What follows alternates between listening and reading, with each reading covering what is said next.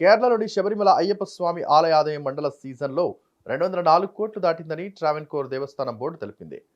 మండల పూజ కోసం ఏడాది ఆలయం తెరిచినప్పటి నుంచి డిసెంబర్ 25 వరకు 39 రోజుల్లో 204.30 కోట్ల మేర ఆదాయం సమకూరినట్లు టీడీబీ అధ్యక్షుడు పిఎస్ ప్రశాంత్ వెల్లడించారు. కాగా డిసెంబర్ 27తో వార్షిక మండల పూజా సీజన్ ముగియనుంది.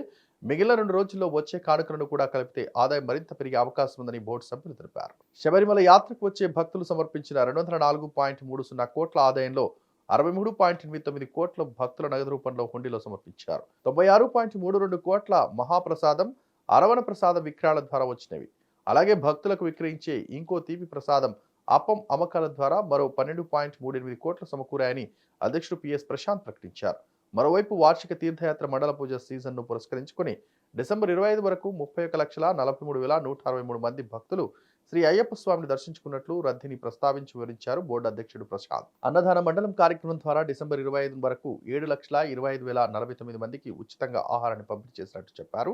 మండల పూజ సీజన్ చివరి రోజైన బుధవారం డిసెంబర్ 27 రాత్రి 11 గంటలకు ఆలయాన్ని మూసివేస్తామని టీడీపీ తెలిపింది. మకర విలక్కు ఉత్సవం సందర్భంగా తిరిగి డిసెంబర్ 30న తిరిగి ఆలయాన్ని తెరుస్తామని బోర్డు చెప్పింది.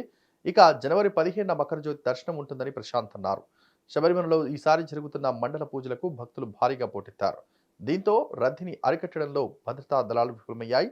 ఆలయానికి వెళ్లే రహదారులన్నీ ట్రాఫిక్తో నిండిపోయాయి. ఫలితంగా ఇతర రాష్ట్రాల నుంచి శబరిమలకు వచ్చిన అయ్యప్ప భక్తులు సన్నిధానానికి చేరుకోకుండానే పంథలం వలియకొయికల్ ధర్మశాస్త్ర ఆలయాన్ని దర్శించుకుని వెనుదిరిగారు.